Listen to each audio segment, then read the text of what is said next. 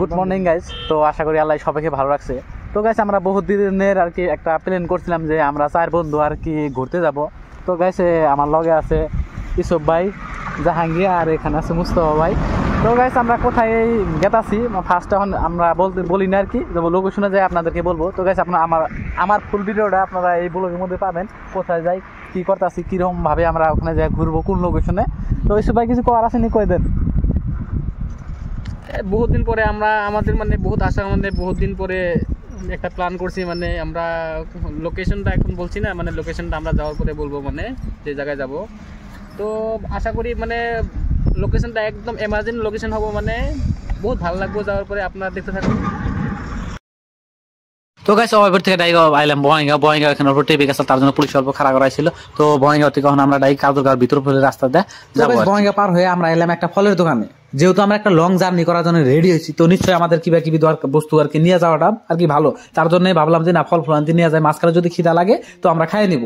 তো গাইস এখানে ফলের দাম বহুত গুণে বহুত বেশি, কীর্তনপাড়া বয়ঙ্গা থেকে আর কি বেশি। বয়ঙ্গা থেকে হলো ভিতরে রাস্তার মধ্যে আইছি। তো এখানে সবাই আর কি দামাদামি করার পরে আর কি নিল আর কি, যেহেতু বারে আমাদের বেলেগ দোকান ঘোরা করে এত টাইমও নাই। এখান থেকে নিলাম আমরা আপেল, তারপরে নিলাম কমলা, বেদেনা, আঙ্গুর, আর আপনার খেজুর নিচ্ছি আর কি 2-3 প্যাকেট মানে আর কি খেজুর নিলাম। তো গাইস নেওয়ার পরে আর কি জাহাঙ্গীরের ব্যাগের মধ্যে লুট করলাম, মুস্তফা ভাইয়ের ব্যাগে কিছু দিলাম, যেহেতু সবার ব্যাগের মধ্যে আপনার কাপড় চুপড়।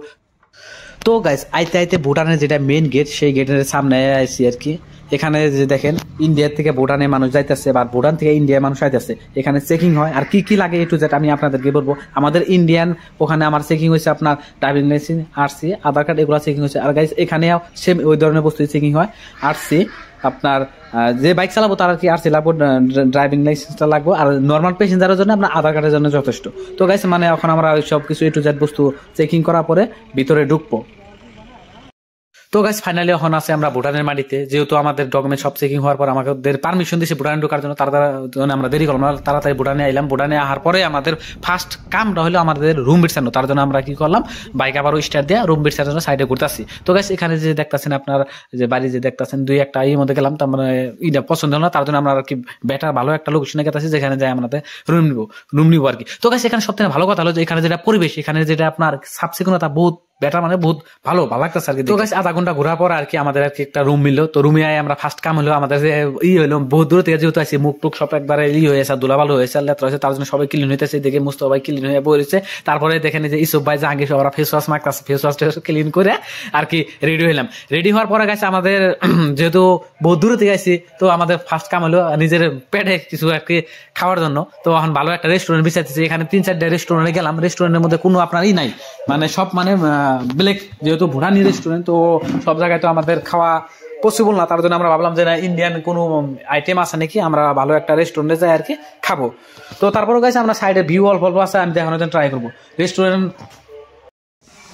তো গাইস ফাইনালি আর কি আমাকেও ভালো একটা রেস্টুরেন্ট মিললো। এখানে আপনার ইন্ডিয়ান খাবার সব পাওয়া যায়, আরো বেস্ট, মানে অন্য কোনো আপনার যে চিকেন, তারপরে আপনার মানে মাছ মাংস এগুলা বস্তু না, এখানে সব বেস্ট। তো আমরা এখন খাওয়ার জন্য আর কি রেডি হইলাম। এদিকে ইসব ভাই মুস্তফা সব ফটো মারতেছে, আপনার ভিডিও করতেছে, হলো ক্লিপ নিতেছে। যেহেতু ঘুরে আছি তো তার জন্য আমাদের ভিডিও ফটো এগুলো দিয়ে ওটা জরুরি। ফার্স্ট টাইম আমরা আইসি ভুটান আর কি, আগে আমরা কখনো আসি নাই। তো গাইছে যে আমরা এখন নিয়ে নিলাম ভাত, পনির, তারপরে আপনার আছে এখানে মানে ভেজিটেবল মানে শাকসবজি। তো খাওয়া দাওয়ার পরে আমরা আইলাম আরেকটা এখানে, মানে আমার রুমের লোক একটা পার্ক আছে, এই পার্কের মধ্যে আইলাম। পার্কে আইনে অল্প ভাবলাম যে ফটোশুট করি, তার জন্য যে আমি হলাম ক্যামেরাম্যান। এদিকে আপনার ওই যে পসম্যান মানে জাহাঙ্গীর পস দেখা রয়েছে, ইসুফ ভাইও আপনার দিয়ে একটা ব্লগ ভিডিও বানাইছে, ওইদিকে মুস্তফা ভাই জাহাঙ্গীরের পসে গিয়েছে। তো গাইছে আমাদের আর কি এখন ফটোশুট করার পরে আমরা ভাবলাম যে আর কি আজকে বেশি ঘুরবো না। যেহেতু এটা ভিডিও পার্ট 1, তার জন্য আমি বেশি লং করলাম না। তো এই ভিডিওর মধ্যে আমি ভুটানের ভিউ দেখাই না, জাস্ট খালি একটা প্লেস যাই আপনাদের আমাদের ফটোশুট আর কি দেখালাম। নেক্সট আমরা যেগুলো ভিডিও দিব ওই ভিডিওর মধ্যে আপনার ভুটানে ভালো ভালো প্লেস আছে, নাইট ভিউ আছে, সবকিছু আপনারা পাবেন আর কি।